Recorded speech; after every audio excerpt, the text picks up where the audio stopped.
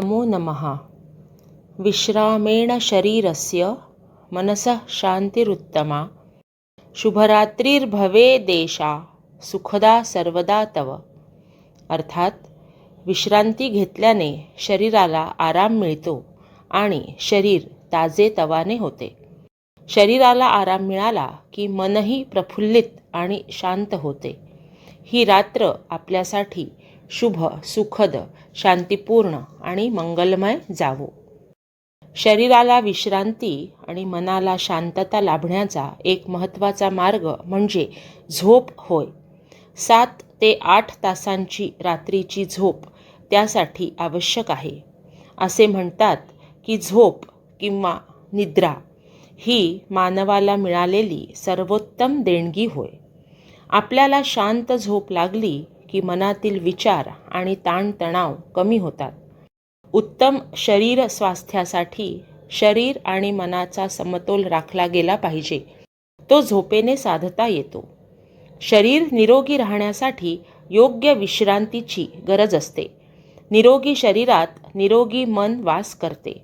म्हणूनच शरीर निरोगी तर मन देखील निरोगी राहते. दिवसभराच्या धावपळीनंतर शरीराला गरज भासते ती विश्रांतीची. ती मिळाली की दुसऱ्या दिवशीच्या कामासाठी आपण सज्ज होत.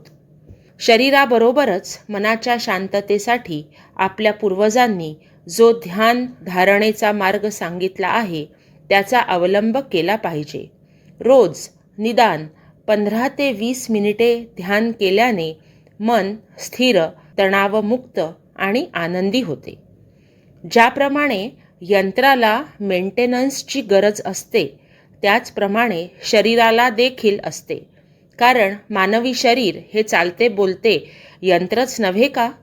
मग शरीराला सुद्धा मेंटेनन्स लागतो आणि तो मिळतो पुरेशा विश्रांतीने आणि ध्यानधारणेने. समजा यंत्राचा सुटा भाग बिघडला तर तो बदलवता येतो. पण शरीररूपी यंत्राचा एखादा अवयव निकामी झाला तर तो नैसर्गिकरित्या बदलवता येत नाही. तिथे कृत्रिम अवयवाचेच प्रत्यारोपण करावे लागते.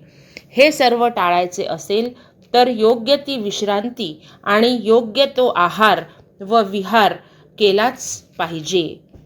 धन्यवाद.